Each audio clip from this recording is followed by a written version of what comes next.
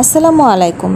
আজ করে দেখাবো গরুর মাংসের অসাধারণ স্বাদের একটি রেসিপি, যা করতে আপনার কোনো বাটা মশলা বা গুঁড়া মশলা কোনো কিছুই লাগবে না। শুধুমাত্র কাটা মশলা দিয়ে তৈরি হয়ে যাবে এই অসাধারণ স্বাদের কাটা মশলার গরুর মাংস। কোরবানিদের এই সময়টায় আপনারা তৈরি করতে পারেন কাটা মশলার গরুর মাংস, যা রুটি, পরোটা, সাদা ভাত বা পোলাও, খিচুড়ি যে কোনো কিছু দিয়েই দারুণ লাগবে। এছাড়া বাসায় যখন বাটা মশলা থাকে না বা গুঁড়া মশলাও কিছু শর্ট থাকে, তখন যদি গরুর মাংস রান্না করতে হয়, আপনারা কিন্তু এই রেসিপিটা ট্রাই করতে পারেন। এত সহজ এবং এত কম সময়ে এই রান্নাটা হয়ে যায় যে আপনারা কিন্তু একবার ট্রাই না করলে বুঝতে পারবেন না।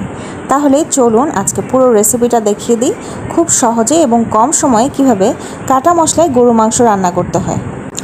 অনেকেই রেজালা এবং সাদা কোরমা খুবই পছন্দ করেন, কিন্তু গরুর মাংসের এই রেসিপিগুলো কিন্তু অনেকটাই ঝামেলার। যদি ঝামেলা এড়াতে চান তাহলে কিন্তু আপনারা কাটা মশলার এই রেসিপিটা ট্রাই করতে পারেন। খুব সহজে এবং কম সময়ে হয়ে যায়। চলুন আমার রেসিপিটা আপনারা দেখে নেবেন কিভাবে আমি তৈরি করলাম কাটা মশলায় গরুর মাংস। এই রান্নাটা আমার বাচ্চারাও খুবই পছন্দ করে। বাচ্চাদেরকে সাথে নিয়েই আমি এই সহজ রান্নাগুলো সবসময় করে থাকি, তাহলে রান্না বানাতে ওদের আগ্রহটাও তৈরি হবে। যেহেতু এই রান্নাটা খুবই সহজ এবং উপকরণও খুবই কম, তাই আমি বাচ্চাদের সাথে নিয়ে আজকে রান্নাটা করছি। আমার ছেলেকে সব উপকরণগুলো আমি দেখিয়ে দিলাম যে কী কী দিতে হয়, আর মাংসের সাইজটাও দেখিয়ে দিচ্ছি। মাংসের সাইজগুলো একটু বড় বড় হবে, ঠিক এরকম একটু বড় বড় সাইজের মাংসের টুকরো নিতে হবে এবং কিছুটা তেল, চর্বি, হাড্ডি মিলিয়েই এই রান্নাটা করতে হবে। আর নিয়েছি 10টা বড় পেঁয়াজ টুকরো করে, আর নিয়েছি 4টা বড় রসুন, আর বড় বড় 2-3 টুকরা আদা, আর শুকনো মরিচ, তেজপাতা, গরম মশলা, আর সাদা কাপে আপনারা যেটা দেখলেন ওটা সিরকা। আমি 1 কাপের মতো সিরকা নিয়েছি, আর লাগবে তেল, চিনি। বাস এই কয়টি উপকরণ দিয়ে হয়ে যাবে। আর পরিমাণ মতো লবণ দিতে হবে। জাস্ট সব একসাথে দিয়ে মেখে বসিয়ে দেব। তো এখন আমার ছেলে আস্তে আস্তে সব উপকরণগুলো দিচ্ছে।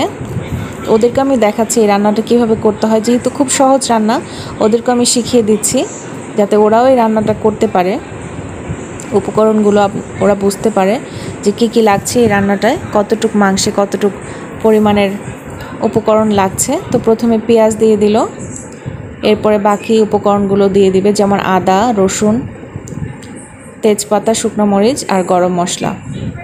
আর এখানে সিরকা দিতেই হবে। আপনারা সিরকার বদলে লেবুর রস অথবা টক দই দিতে পারেন, তবে এই রান্নাটা সিরকা দিয়ে করলেই টেস্টটা একদম পারফেক্ট আসে।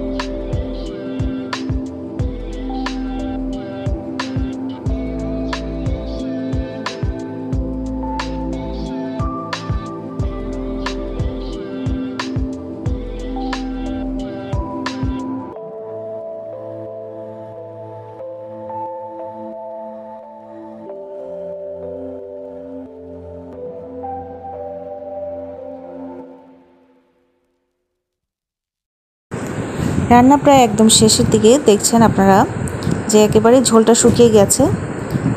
কোনো গুঁড়ো মশলাই ব্যবহার করিনি, শুধুমাত্র কাটা মশলা দিয়ে হয়ে গেল এত সহজ আর দারুণ স্বাদের কাটা মশলার গরুর মাংস। যখন ঝোলটা ঠিক এই অবস্থায় আসবে তখন চুলাটা বন্ধ করে দিতে হবে। এই পুরো রান্নাটাই হবে তেল আর সিরকার উপরে, আর কাটা মশলা যা দিলাম ব্যাস এটুকুই। তেলটা একটু বেশি দিতে হবে, কেননা আমি এই রান্নায় কোনো এক্সট্রা পানি ব্যবহার করিনি। রুটি পরোটা দিয়েই কাটা মশলার এই রেসিপিটা খেতে বেশি মজা হয়। আপনারা সাদা ভাত, পোলাও বা খিচুড়ি দিয়েও খেতে পারেন, খুবই মজা লাগবে। আপনারা এই রেসিপিটা ট্রাই করবেন, আর এই রেসিপিটা একটু বেশি করে আপনারা ফ্রিজেও রেখে দিতে পারেন। 1 সপ্তাহ পর্যন্ত ফ্রিজে ভালো থাকবে, যেহেতু সিরকা দেওয়া হয়েছে তো কোনো রকম নষ্ট হওয়ার সম্ভাবনা থাকবে না। তো এখন আমি সার্ভ করে দেব এবং তার সাথে কিছু সালাদ দেব। আপনারা কিন্তু রাতের খাবারে শুধুমাত্র এই মাংসর এই তরকারিটার সাথে কিছু সালাদ খেয়ে নিতে পারেন, এটাও একটা হেলদি ডিনার হবে। যেহেতু এখানে কোনো রকম গুঁড়া মশলা ব্যবহার করা হয়নি, তাই এটা স্বাস্থ্যের জন্য অনেকটা উপকারী। আদা রসুন তো স্বাস্থ্যের জন্য ভীষণ উপকারী, আপনারা জানেন, হজমের শক্তি বাড়ায় এবং অন্যান্য নানান উপকারিতা আছে আদা রসুন, শুকনা মরিচ এবং অন্যান্য যা উপকরণ ব্যবহার করেছি, গরম মশলা, তেজপাতা, সিরকা। তো হয়ে গেল আজকের এই রান্না। আপনারা এই রেসিপিটা ট্রাই করবেন, আর ভালো লাগলে লাইক কমেন্ট শেয়ার করতে ভুলবেন না। আর যারা ইতিমধ্যেই করেছেন তাদেরকে অসংখ্য ধন্যবাদ। অনেকের কাছে হয়তো তেল বেশি মনে হচ্ছে, কিন্তু তেল না দিলে এই রান্নাটা কিন্তু ভালো, এই টেক্সচারটা আসবে না এবং টেস্টটাও এত ভালো আসবে না। তবে চিন্তার কোনো কারণ নেই, কয়েকটা জাল পড়লেই এই তরকারিটা একেবারেই শুকিয়ে যাবে, তখন তেলটাও কিন্তু টেনে যাবে। প্রথম জালে এই অবস্থা হবে, তারপর আস্তে আস্তে 2-3 জালে তরকারিটা আরও শুকিয়ে যাবে এবং টেস্টটাও দারুণ আসবে। তো হয়ে গেল কাটা মশলায় গরুর মাংস। আমার কিন্তু রান্না করতে 30 থেকে 40 মিনিটের মতো লেগেছে, আপনাদেরও হয়তো কাছাকাছি এই সময়ের মধ্যেই রান্না হয়ে যাবে। বাসায় মেহমান আসলে বা যে কোনো পার্টিতে বা ঈদে আপনারা এই রেসিপিটা ট্রাই করতে পারেন। খুবই সহজ এবং কম সময় হয়ে যায় এবং কোনো রকমের ঝামেলা ছাড়াই জাস্ট কাটা মশলা দিয়ে বসিয়ে দিলেই হলো মেখে ঝুঁকে। তো আপনারা এভাবে ট্রাই করতে পারেন। আর আমার চ্যানেলে আরও নানান ধরনের অথেন্টিক রেসিপি আছে, ট্র্যাডিশনাল রেসিপি আছে, আর হোম অর্গানাইজেশন নানা রকম আইডিয়া আছে। আশা করি সেই ভিডিওগুলো দেখবেন। ধন্যবাদ।